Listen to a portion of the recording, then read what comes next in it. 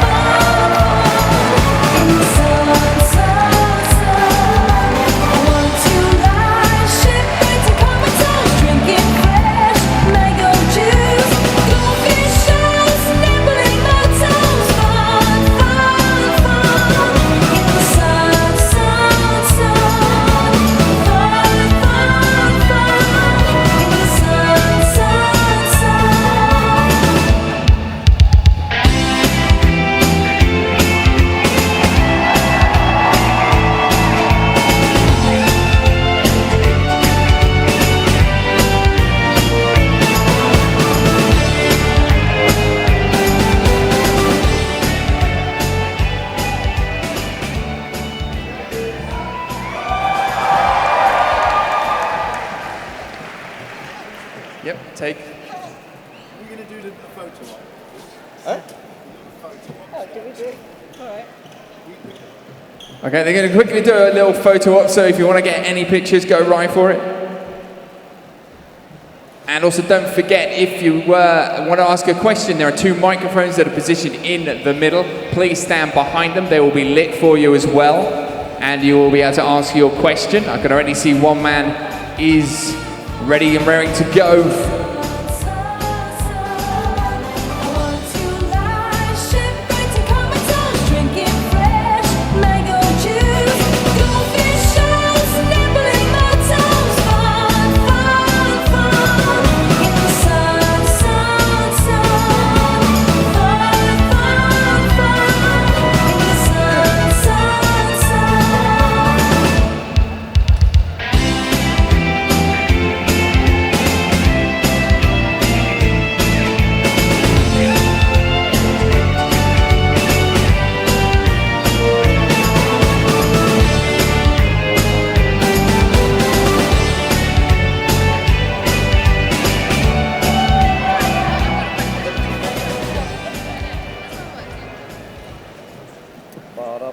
Where do you want to go?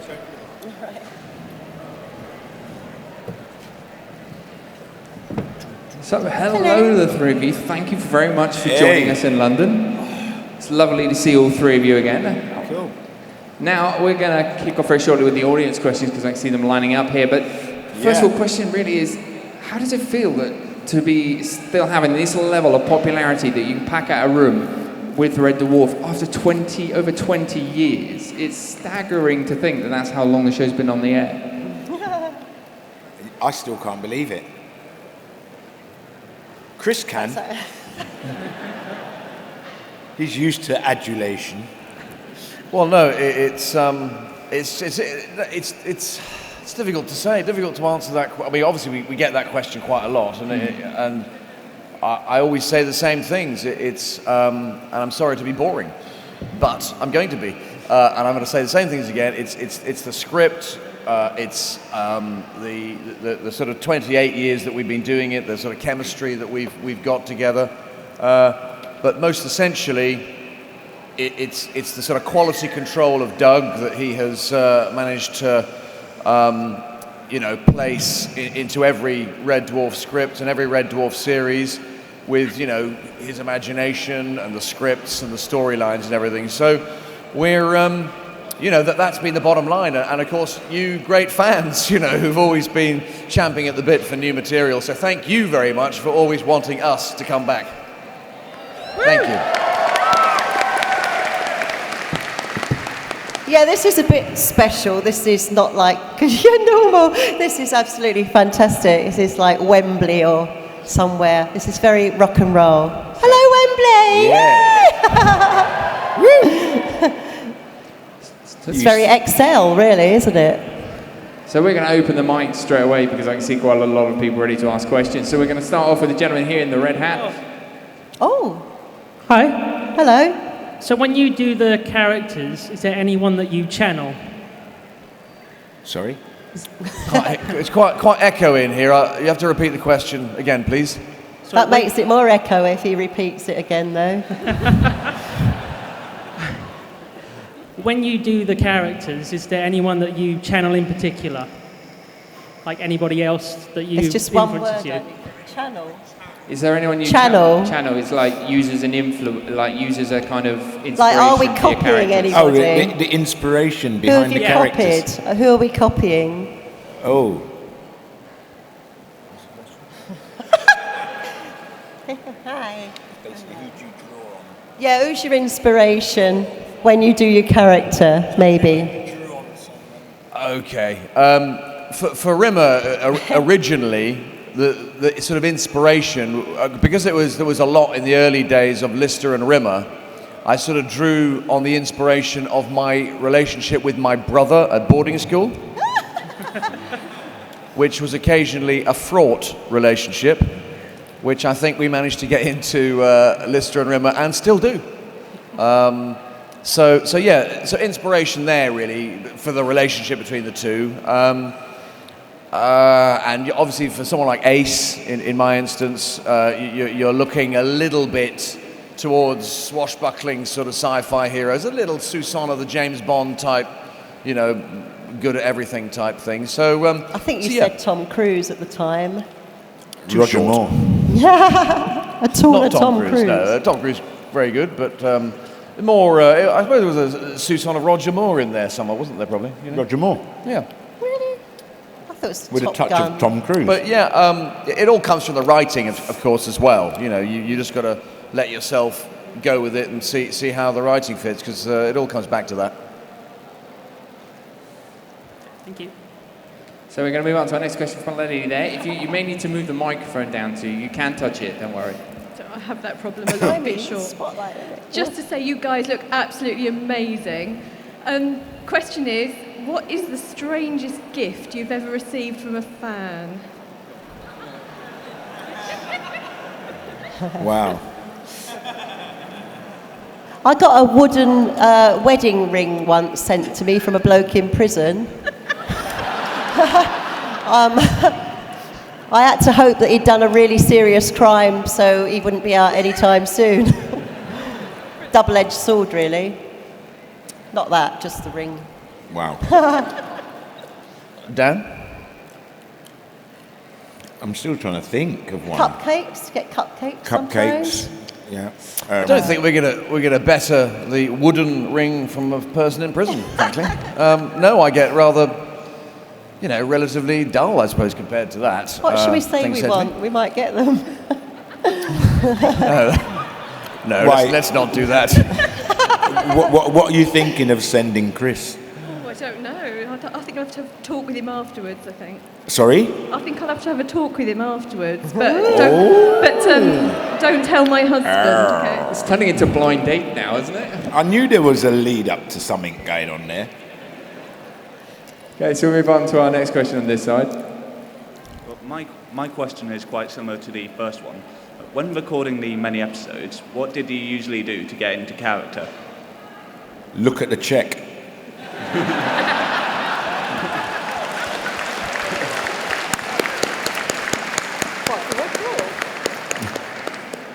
said, what did you do to get into character? Yeah, but you didn't know. Look at the check. I've seen guys do amazing things. There was one guy on the Great Muppet Caper. He's no longer with us. A guy called Bob Appleby. And we had to do these tricks off a trumpet, and he could never land a forward somersault onto the crash mat. And someone shouted out, pin his check to the ceiling, he'll get up there. And it's true. Actor, you just put a check up there, man, they'll do it. I just had to be a bit one-linery, grumpy and sarcastic, which is kind of what I'm like. So, and we put lipstick on. Yeah. So, nothing. I didn't. When I did stand-up, when I first began doing stand-up, I used to do star jumps to kind of get into character of standing there deadpan and sarcastic. She should just jump to get all all the over the energy. stars. Yeah, to get all the energy out of my system, but I don't think I do that anymore. I think after the length of time we've been doing the show, once you sort of get the uniform on, the H on, it suddenly all comes quite quickly. yeah, you don't really have to, just look in the mirror and think Rimmer. Yeah. And you'll be surprised how quickly the character comes. Especially the transvestite one. He had no trouble getting that one. He wore his own clothes. That was a good. Demons and Angels was great because obviously, I loved it. We had the sort of nasty sort of suspender-clad demon, and then the babbling brook was a nice relief to play because you could just let everything roll away and babble your brook. Lovely. That was great. There we go. To our question here from our lady on the opposite side. Hi, I'm a really big fan for a very long time. My brother and I used to always talk about your characters outside in the real world. And my question is, do you have any tendencies, now that you've played a character for so long, that you think, actually, that's the character, not me? Like, especially the cat going, this is mine, that's not mine. That's pretty much like me. Yeah, he's I'm a stolen my gold kleptomaniac, pen. mate. Just don't leave anything lying around. Yeah. Especially your wife. And I could tell you a funny story about that. But I won't. It is true.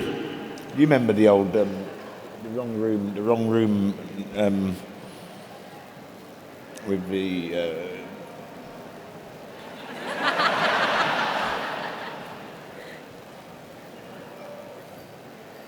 Talk amongst yourselves.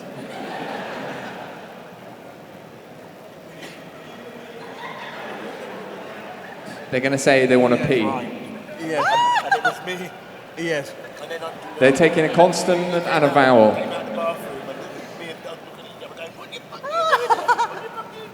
Possibly not a story for today. Not a story you can hear. What was the question again? Oh, is there anything that we think is... Like, how you can go on to being, long rants or things that Rimmer used to go on. I can't actually think of any on the top of my head when you're trying to explain things to... Bringing across character traits, I think, is the question. Character traits in real life of Rimmer. I've got to say no. Otherwise, I've been on a journey with Chris, with him reading a book of old steam trains, so I know that's wrong. Well, Hattie, I couldn't face 7 hours talking to you. You smeghead! Look, you'll notice, Hattie, you'll remember that I did not lift that book once. No, you didn't. You and I had a delightful train journey, courtesy of, who was it? A train, yeah, I know, yeah, a train.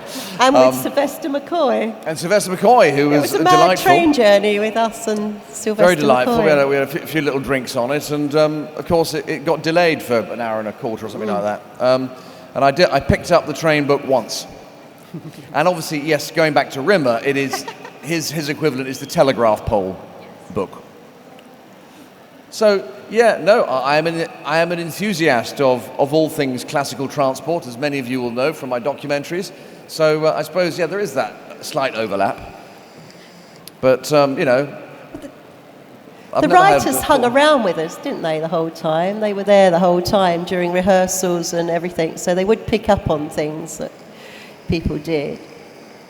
Remember Craig going on about why do you always have me down as a slob? And we were in the canteen and he picked up his plate and licked all the gravy off. So they went, yeah, that's kind of why. So we'll move over to our question here on the other side.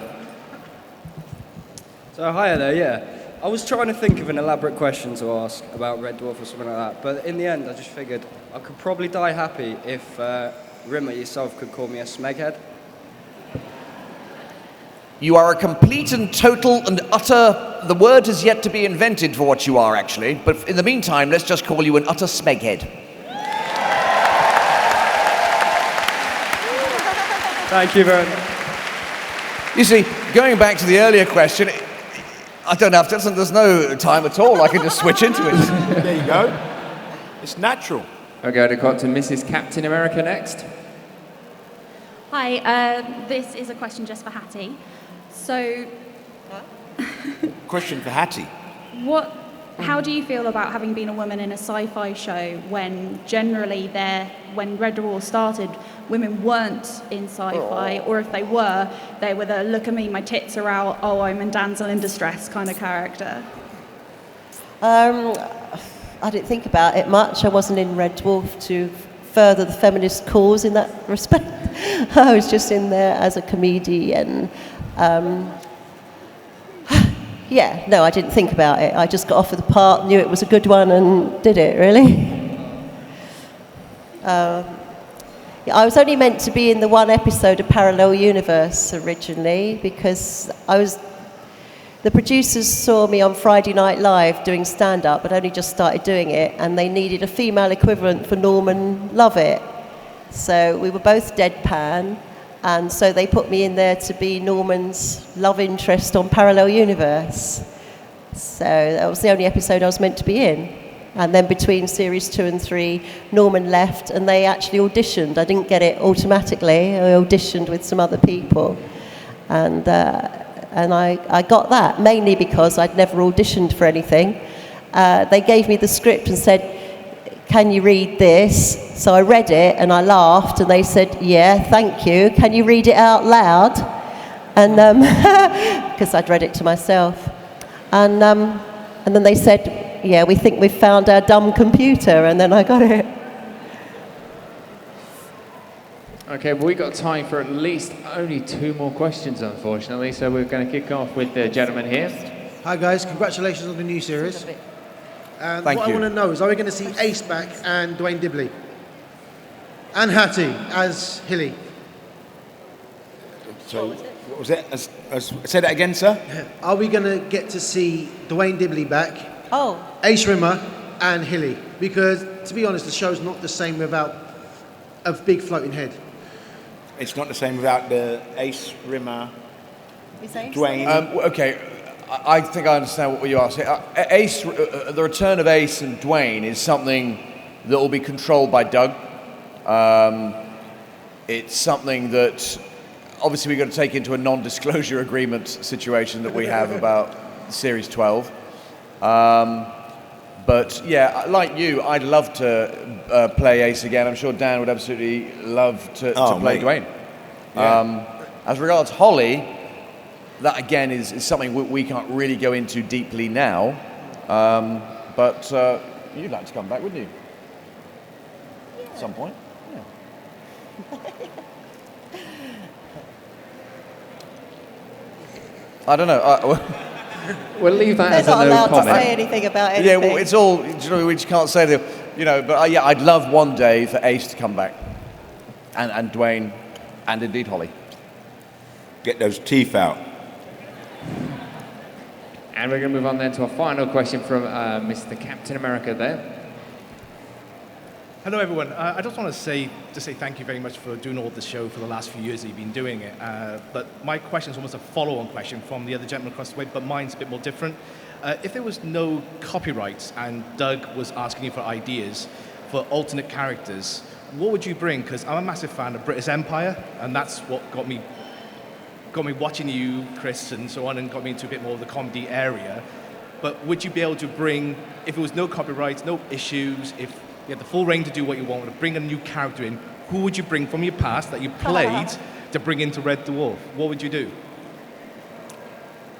Or can you do? A character that you've already played? Yes. Ah. What, Britus on Red Dwarf, you mean? That'd Running be the gym? that would be brilliant. I'd go with that. or maybe one of my spitting image characters, Ronald Reagan on Red Dwarf. Yeah. Well, we did Kennedy.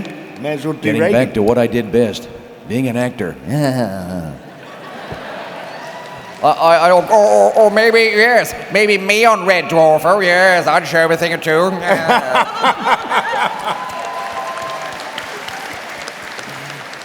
Do you know, talking of just new characters on Red Dwarf, someone came up today to get a signature, and he said, wouldn't it be, and it's something we've discussed before, you know, just amongst ourselves and other fans have before as well, and how you mix the genres, like Doctor Who and Red Dwarf. One chap today said, wouldn't it be great to see how the Red Dwarf crew deal with a Dalek? That would be great. That'd be fair, wouldn't it? We should have one on. Yeah, you can just hear the reactions now as a listener. What's this? The Scutters would get really jealous. Yeah, it'd be a giant Sir, Scott. Wouldn't it be funny if the Mark Dalek V came on and the Scutters gangbanged him? Yeah, man, you think you're tough, man. I'm gonna... So, yeah. They're all going, yeah. Interesting possibilities. Well, there we are, ladies and gentlemen. That's all the time we have for with our Red Dwarf panelists. Please join me in giving a massive round of applause to Danny John-Jules, Hattie Hayridge, and Chris Barrie.